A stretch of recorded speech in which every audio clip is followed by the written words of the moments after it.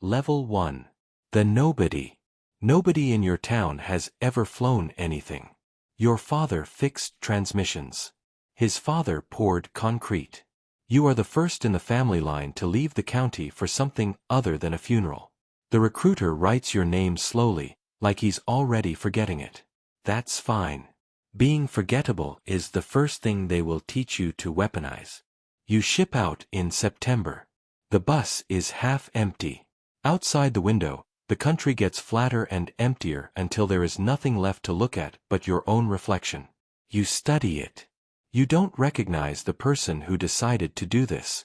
Basic officer training is not what the movies promised. There is almost no shouting. There is paperwork. Standing. Waiting. More paperwork. You learn that the military runs on patience the way an engine runs on oil, and that most people quit not from pain but from boredom.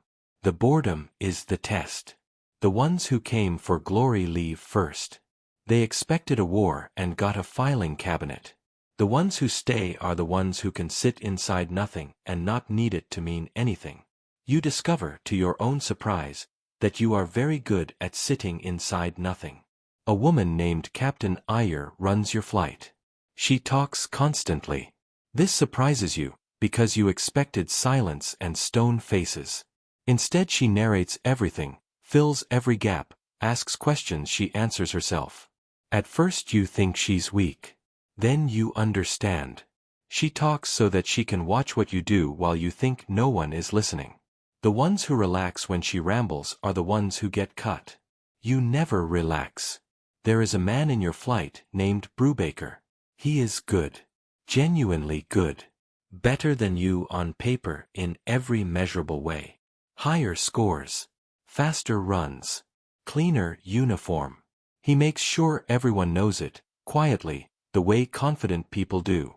3 weeks in, there is a written ethics scenario. A hypothetical order that is technically legal and obviously wrong. Most candidates find the clever answer that keeps them out of trouble. Brubaker writes the cleverest answer of all. You write that you would refuse and accept the consequences. You assume you failed. Ayer pulls you aside. You know that answer could end a career, she says. Yes. You wrote it anyway. Yes. She doesn't tell you if it was right. She just writes something on her clipboard and walks away. Brubaker washes out in week 7. Not for the test. For something nobody ever explains to the rest of you. You learn your first real lesson here, and it has nothing to do with flying. The system is always watching for the thing you do when you think it benefits you to lie. By graduation you are not stronger or smarter. You are quieter inside. You hold the gold bar of a second lieutenant and it feels like a debt, not a prize. You do not call home. There's nothing yet to say. Level 2. The washout risk. You're 22 and you are losing. Pilot training is a leaderboard, and you are in the bottom third. The instructors don't hate you. Worse. They're indifferent. Indifference is how they tell you that you're already a tanker pilot in their minds, and tankers are honorable and you do not want it. Your hands are slow. Your scan is narrow. You fly like someone reading instructions instead of someone who belongs in the air. Your instructor is a contractor named Sully. Retired colonel. Flew everything. Now paid by the hour to fix people like you. He has zero patience and a sharp mouth. You're flying scared, he says after a bad ride. Scared is a luxury. Stop affording it. You hate him. You also can't stop thinking about what he says. He never raises his voice and never lowers his standards, and somewhere in the second month you realize the indifference of the other instructors was mercy, and Sully's contempt is the only thing in the building that assumes you might be worth fixing. That assumption is the first thing in months that makes you want to fly well instead of just survive. The turn comes on a night sortie. You lose an attitude reference in the weather. For 3 seconds you have no idea which way is up. Your body screams one thing. The instruments say another. Sully says nothing. He's testing you. You trust the instruments. You were taught to. The horizon comes back where the gauges promised, not where your gut swore. You land shaking. Sully lights a cigarette by the hanger even though he's not supposed to. That, he says, pointing at you with it, is the whole job. Trusting the thing that's true over the thing that feels true. Most people can't. You just did. He never compliments you again. You don't need him to. You climb out of the bottom third by a margin so thin it doesn't even feel earned. End of the year, the assignment board goes up. Your name is next to an airframe so classified the line just says a code. You don't recognize it. Sully does. He looks at it for a long moment and the cynicism drains out of his face for the only time you ever see. "Huh," he says. "That's it. You will spend years learning why a man like that went quiet at a single line on a board." If you respect what it takes to trust the truth over your own fear, if you understand the cost of climbing when the easy path is to fall, subscribe to Through the Ranks. Level 3. The Initiate. You're 24 and you sign things you cannot read to people who never existed. The program has a name you're not allowed to say outside certain rooms. The aircraft has a shape you're not allowed to describe. Your family thinks you fly cargo. You let them. This is the first weight nobody warned you about. Not danger. Silence. You go home for Thanksgiving and your father asks what you do all day. Mostly paperwork, you say. It isn't even a lie. It's just the smallest possible piece of the truth, and it tastes like one. You watch your father accept it, proud of a son who flies cargo, and you understand that you have just begun a lifetime of being loved for a version of yourself that isn't real. You will get used to it. That, more than any checklist, is the thing that changes you. The jet itself is a revelation you can't share with anyone. It doesn't look like the future. It looks like a decision someone made and refused to explain. Every surface is angled to disappear. You learn that the entire point of the machine is to not be there. To be a hole in the sky that radar fills in with nothing. Your instructor for the airframe is a major named Cho.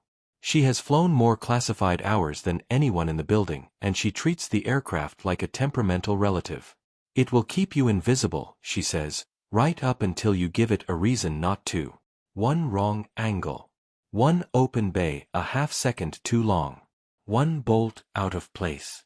Then you're the loudest thing in the sky and everyone's looking. Invisibility, you realize, is not safety. It's a promise you have to keep perfectly, or it kills you. Your first solo in the airframe, something goes wrong. A panel reads a fault you've never seen outside a manual footnote. The checklist is ambiguous. You have 2 choices and 90 seconds. You pick the one that keeps the aircraft quiet, even though it's harder to fly. You land it. The fault turns out to be a sensor, not a real failure. You were never in danger. But Cho looks at your choice on the data and tilts her head. You chose invisible over easy, she says. Under stress. Without being told. Most people choose easy and tell themselves it was fine. She marks you ready. You don't feel ready. You feel like someone handed you a secret too heavy to put down. Level 4. The Wingman. You're 26 and for the first time you are responsible for someone other than yourself. You fly the right side of a 2-ship. The lead is a captain named Ortega who is everything you are not. Loud, funny, loved by everyone, and absolutely lethal in the air. He treats the secrecy like a joke he's in on. He treats the aircraft like a partner, not a relative. You learn a different way to carry the weight, by refusing to let it crush the joy out of the job. You're going to drown in this if you make it holy, he tells you on a long transit. It's a job. A serious one. But if you can't laugh at 3 in the morning over the ocean, you'll burn out by 35. You try to laugh. It doesn't come naturally. He keeps trying anyway. A training deployment turns real without warning. You're already airborne on what you thought was an exercise when the tasking changes mid-flight. Suddenly the coordinates are real coordinates. Suddenly the airspace below you belongs to people who would very much like to find you. Ortega's voice on the intercom doesn't change at all. Same tone. Same calm. Maybe 1 notch quieter. You learn that this is the tell, the only one he has. When it's real, the jokes stop and the voice drops half a register, and that's how you'll know for the rest of your career that the floor has fallen out of an ordinary night. You hold formation through hours of dark and weather, two invisible machines threading a space that wants them seen. The window opens. Then the recall comes, exactly like 100 exercises. But this one was real, and the silence afterward is a different kind of silence. You both land. Ortega pulls off his helmet, hair flattened, grinning like nothing happened. "See," he says.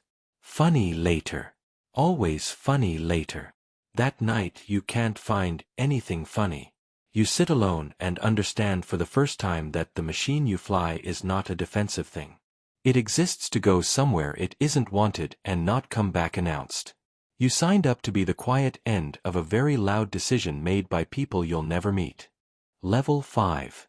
The Keeper. You're 28 and they hand you the part of the job that doesn't appear in any recruiting video. Certification for the mission that everyone trains for and no one wants. The one where what's in the bay isn't conventional. The training is unlike anything before it. It is not about flying. It is about being absolutely certain, every single time, that you would only ever do this if every layer above you was certain first. You learn the procedures, the codes, the verifications, the two-person rules that exist so that no single human being can ever be the whole reason. You learn that the entire architecture is built around the assumption that the person in your seat might be wrong, or broken, or alone with a terrible thought. It is humbling in a way that has no bottom. The major who certifies you, a quiet man named Reyes, says one thing that stays with you forever. The whole point of the people who can, he says, is to make sure they never have to. You are the safety on a weapon the size of history. Act like it. Then comes the alert that isn't a drill. Or rather, you don't know if it's a drill. That's the design. Klaxon at 0300. You run to the jet half-dressed, heart hammering, brain screaming that this is the thing that ends the world or saves it. You go through every step perfectly. Engines turning. Codes ready. Hands steady in a way your mind is not. You wait for the message that takes you past the point of no return. It never comes. Stand down. It was an exercise. Nobody told you, because telling you would have made it worthless. You taxi back in a silence so complete you can hear your own pulse in the headset. You sit in the cockpit afterward with the engines winding down and you shake, finally, where no one can see. Not from fear of dying. From how close you just stood to a doorway you pray you never walk through. For days afterward you study the people around you differently, wondering which of them have stood at that same doorway, and you realize you will never ask and they will never tell, and that this too is part of the silence. You understand the job now in a way training could never give you. The best version of your entire purpose is the one where you do everything right and nothing happens. If you respect the people who hold a weight the rest of us never have to feel. If you understand what it costs to be ready for the thing you pray never comes. Subscribe. Level 6. The Ghost. You're 31 and you spend more time not existing than existing. Long-duration missions. The kind that erase the line between day and night because you're somewhere there is neither. You learn to fly while your body insists it's asleep. You learn that the worst enemy at hour 20 is not a threat. It's your own brain inventing comfort. It offers you sleep dressed up as a good idea. It tells you the autopilot has it. It makes a fatal shortcut feel like wisdom. You learn to distrust your own mind the way you once learned to distrust your own gut over the instruments. A second seat means a second pilot, and on these flights you trade the aircraft back and forth like two people sharing one long-held breath. Your partner on the longest of them is a captain named Wills. You will spend 26 hours in a space smaller than a closet with this man and learn almost nothing about him. He prefers it that way. So do you, now. You have become the thing Cho described years ago. A hole in the sky. A nothing that radar fills with nothing. On the longest flight of your life, something almost gives you away. A small mechanical sound. A change in the airframe you feel before you hear. For 90 seconds you are certain the invisibility has failed, that somewhere below, a screen has lit up with your name. You and Wills run it down in total silence, hand signals, no radio, because radio is light and light is death out here. It's nothing. A loose fitting. A noise, not a signature. But for 90 seconds you tasted what it would be to suddenly become the loudest thing in the sky. You land after the longest day a human body should be asked to fly. You can't feel your hands. Wills says the only personal thing he ever says to you. My kid asked what I do, he says, staring at the ramp. I said I keep things quiet. She liked that. Said it sounded peaceful. He almost laughs. Neither of you does. Level 7. The lead. You're 34 and now the formation is yours. Not one wingman. A package. Multiple aircraft, tankers, support, every piece dependent on your timing. You are no longer the quiet end of someone else's decision. You are the person who decides how the quiet gets delivered. The hardest part is not the flying. It's the young pilot in your formation who reminds you of nobody you've met before. Her name is Tran and she is better than you were at her age, and she knows it, and she is right. She is also reckless with the invisibility in a way that terrifies you. She trusts the machine the way Ortega did, but without his decade of reasons. It hides you, she says. That's the point. It hides you until you give it a reason not to, you answer, and you hear Cho's voice come out of your mouth across all those years. You make her fly a profile so conservative she's furious for a week. She thinks you're punishing her for being better than you. You let her think it. You have learned that you cannot give a young pilot your reasons. They have to collide with the reasons themselves and survive the collision. Then on a real tasking, a threat lights up exactly where your conservative planning put a margin sheet of spent. She uses the margin. She comes home. She doesn't thank you. But the recklessness is gone from her flying after that, replaced by something colder and more useful. You realize you have become the man at the front of the line, the one whose voice the young ones will hear in their own cockpits long after you're gone. You did not notice it happening. That's how it always happens. Level 8. The one who stays behind. You're 38 and they take you out of the cockpit. Mission planning. Targeting. The room with no windows where the decisions actually live. You hate it at first. You became a pilot to fly, and now you fly a desk and a secure terminal and a war you watch on screens. But you learn the thing that the cockpit hides from you. Every quiet machine in the dark is the end of a chain of human choices, and somewhere in that chain a person has to be willing to say no. You become that person more than once. A target that's legal but wrong. A target where the picture isn't clean enough. A target someone powerful wants struck for reasons that aren't on the form. You hold them. You write your name next to the word withhold, and you absorb the anger that comes back down the chain. You learn that saying no is a kind of flying too, and that it takes more nerve than any approach you ever shot in weather, because there is no instrument that tells you when no is right. There is only your judgment, signed, in a room with no windows, against people who outrank you and want a yes. An instructor in your past once asked a class what a commander owes the people he sends out. You remember every wrong answer. The right one was this: an honest reason. And sometimes the most honest reason is that the answer is no, and that no one above you wanted to hear it. You sit on a strike for 9 hours one night, crews you trained holding overhead, until the picture finally clears and the answer is still no. You send them home full. They will never know how close they came to carrying something they'd have carried forever. That silence is your work now. You drive home and you don't turn the radio on. Level 9. The name on the wall. You're 46 and you command the whole thing. Hundreds of people. Machines worth more than towns. A capability that exists in the gap between deterrence and catastrophe. The promotion is not a reward. It's the moment the weight stops being shared and becomes entirely yours. Then it goes wrong in the way these things always do. Not in the air. A crew you sent on a routine training flight does not come back. Mechanical. A chain of small, overlooked things, the way it's always a chain. 2 names. You knew one of them. Tran. The reckless one you made careful. The one who came home that night because of a margin you forced her to keep. This time there was no margin to spend. You stand in front of your people the next morning and you do not use soft words.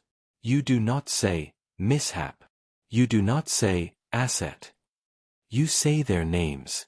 You promise the truth and you keep it even when the investigation finds fault that lands close to your own decisions about the schedule. A superior tells you that you were too honest in public. I was accurate, you say. It costs you. You don't care. You go to Tran's funeral and sit in the back. Her mother finds you afterward and asks if her daughter was good at it. You tell her the truth. You tell her she was the best you ever trained, and that you took her recklessness because the job demanded it, and that you have asked yourself every night since whether that's what killed her. Her mother holds your hand and says no.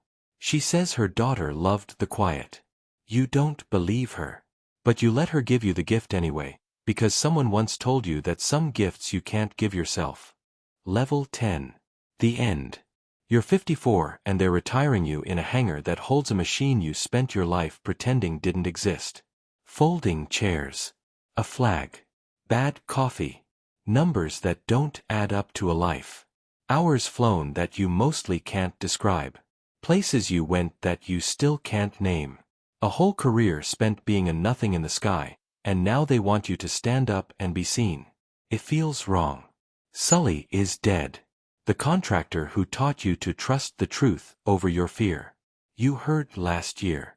Ortega made general and couldn't come. Cho sends a card.